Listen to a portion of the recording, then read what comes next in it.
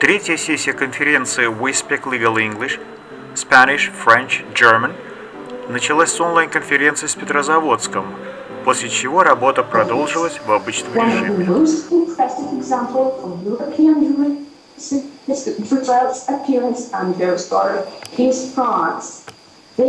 A jury trial was established during the French Revolution. As for our country, jury trials began to function in the era of the great judicial reforms in the second half of the 19th century. On the 20th of November in 1864, Alexander II signed the main documents of judicial reform, known as judicial system. Power was acted by providing proper independence to inspire respect for the law necessary for society's well-being. Still, we see that Russia adopted foreign practices of the trial jury, and it was a progressive and democratic step. That the jury is associated with the Russian traditions. Thus, Roman Rudnitsky, a prominent lawyer of the 19th century, saw the similarity between trial jury and trials in rural courts and Gentlemen, honorable guests, we are all glad to see you here at our conference. We speak legal English, French and German, organized by a Foreign Languages Department, headed by Professor Anastasia Antonovna Tabekova. Please applaud us. Krylov Roman. And Julia Imanbayeva. Is alternative legal careers opportunities. In our opinion, it's really vital thing for today because we all begin law school with love of the law, or at least a curiosity about it.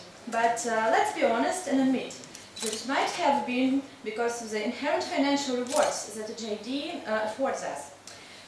For some of us, however, about midnight through our third year, we realized that perhaps we might not have it in us to spend our days and nights working our way towards becoming partner. So the first is legal consulting. So if you have experience in the legal industry, you can leverage your knowledge into lucrative opportunities, consulting for law firms and businesses on law-related issues. Consultants share their expertise on everything, from legal marketing, management and communications, to legal software and trial strategy. Large-scale litigation and high-stake jury trials have fueled the need of growing range of the trial consultants. If you have litigation experience, you can put your expertise to use as a jury consultant, trial presentation specialist, trial technology consultant, trial strategy consultant, or legal investigator. The dawn of the digital age has ushered new opportunities for tech-savvy legal professionals. Lawyers, paralegals, IT professionals and legal personnel with a knack for technology can find lucrative positions in growing fields of litigation support, e-discovery and computer forensics. Your knowledge of legal software and technology applications combined with your insight into the legal process and the needs of clients may make you a good fit for litigation support with a law firm, corporation or legal vendor. Yes, there was a question. Yes, sure. And what opportunities have you chosen for yourselves, if you have? Now we want to be lawyers, good lawyers. We don't want to choose alternative legal careers opportunities because we still want to be good lawyers. We don't want to change our career into something. The military use of children takes three distinct forms. They can be used in support roles, like porters, spies, messengers, lookouts, or section threats. Or they can be used in political advantage, like human shells or in purpose of propaganda. And also they can take part in hostilities, like child soldiers. I'd like to draw your attention especially on this point. Children which were still participating in armed conflicts. Under Rome Statute of International Criminal Court, such practice is a war crime.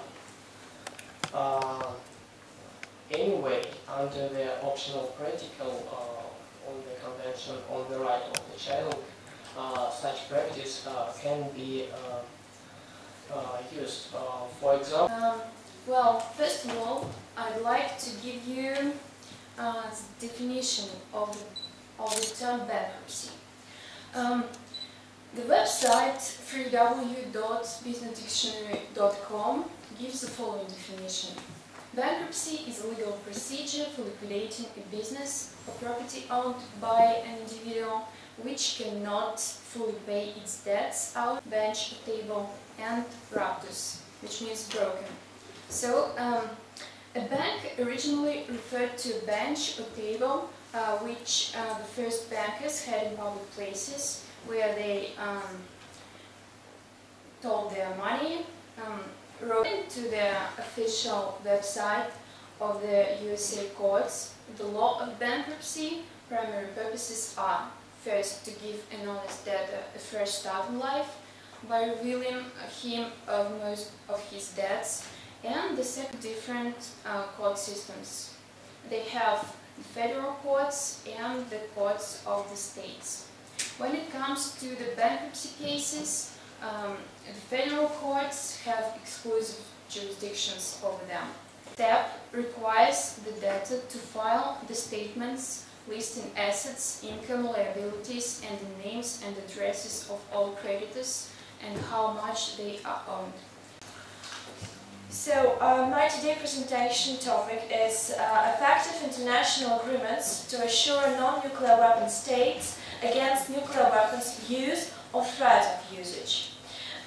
It may seem to all of us that this topic is not really relevant to our ordinary life, but unfortunately when we face to the threat of war, it's so important to be twice thought and twice assured that our state will be able to protect our rights and our lives. Also necessary to strengthen the function of this body and to make this sense as a legal one, so to give the real power to it. Probably it could be implemented by creating a new department, especially which is dealing with the security guarantees. It is actually fair that 5 states can have nuclear weapons and the rest of the world cannot have nuclear weapons.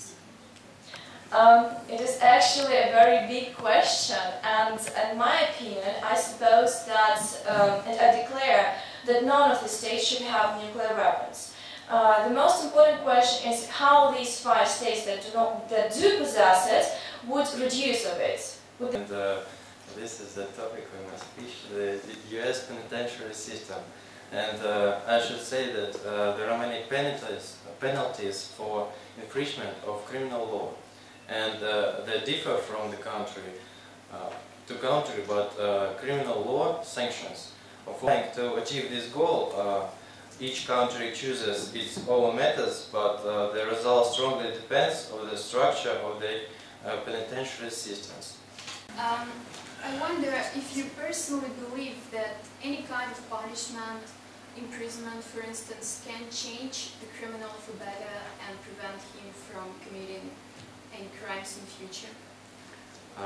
I don't say that, but in ideal it must be that. Of juvenile status, like the concept of childhood itself, is relatively new. The juvenile court system was established in the United States about 200 years ago, with the first court appearing in Illinois in 1899. Prior to that time, children and youth were seen as miniature adults and were tried and punished as adults, as a direct result of guilty intent. Typically, children under a certain age, typically 10 to 12, are not viable candidates for the juvenile justice system. Status offenders are youths who commit acts that would not be defined as criminal if committed by an adult. And the third category is dependent and neglected children, are youth who are deprived and in need of support and supervision. Rights afforded to juveniles include the right to notice of charges, the right to counsel, the right to confront witnesses, the right to cross-examination witnesses, the privilege against self-incrimination. I'm sure that everybody knows at least something about the term product liability, but when it comes to business, there is another term, which is also important. I'm talking about premises liability. Premises liability is of great concern to stores, shops, restaurants, etc. But what is it? I will give you basic information about the term premises liability. It is liability to employees, liability to customers and other invitees, and liability to trespassers. From the very beginning, liability to employees. Employees, servicemen, policemen, and the like. You know that slip and fall accidents, so-called slip and fall accidents, are really popular in the United States and in Europe. Got a question. I don't know if you know or not, but is there anything like premises liability for private houses? For private houses, in fact there's no premises liability for private houses. That's private liability. Private liability, that's the term for example, in the United States. You mentioned both US and European experience, and besides we focused on some kind of legal background lag as far as Russia is concerned. So then, while searching for this material and compiling this material for your presentation, did you tend to outline general approaches and situation, or are there any specific differences as far as premises liability in the US legal tradition and British legal tradition are concerned? So is the kind of general approach to give us a general knowledge, awareness and understanding of the concept? In fact, they have. Anglo-Saxon law system. They usually have some basic for premises liability, but there is one difference, great difference, because you know that, and this difference is not connected with the law. It is connected with the person and with the personality. Because when it comes to British people, they don't like to sue the company for slipping and falling, you know, and I told you that slip and fall cases are popular in the United States, but they are not popular in the Great Britain.